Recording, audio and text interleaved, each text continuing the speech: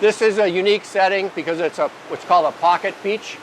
The beach in the 1930s through the 1960s was so wide that we've got pictures of six-man canoes and picnics and people enjoying like a very wide, healthy beach that you could pretty much walk to Baldwin and back, continue down past La Lea into the airport's area.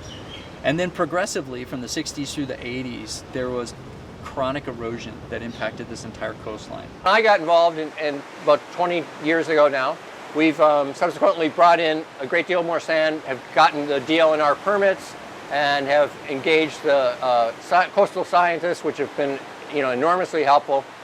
And really, it's been a shift from, if I can say it, the community originally wanted just to protect its asset for access.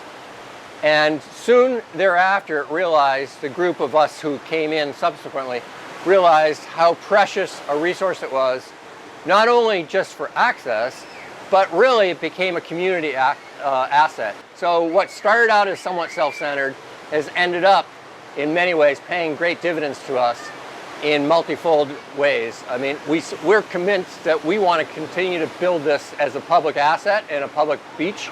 And we have beach access and people can walk through our property to get here. But really what's going on is what you see, and that is that it's used by Groms, for surfing, fishermen, local fishermen are out here all night long.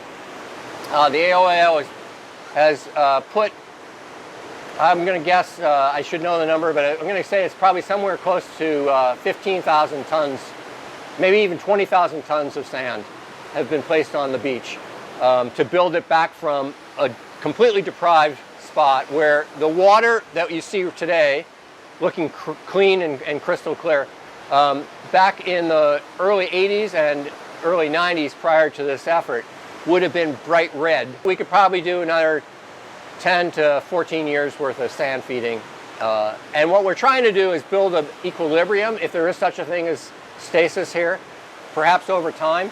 The notion of beach replenishment and the value of restoring the natural beaches within the islands will become more politically acceptable, and consequently we'll be able to use the assets that we have on the island and apply them in the proper space. So that it does benefit the sugar owners greatly, no question about it. And obviously it's a beautiful asset to enjoy and be by.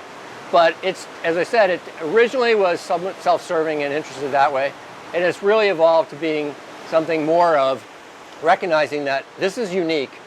We are so lucky to be here. And I would suggest, as the association president, I always remind the people that not only do we have an opportunity, but I'd even argue that we have an obligation to maintain such a spectacular spot as that which we were lucky enough to find when we first came here 25, 30 years ago. And we hope that it will be here for many decades to come.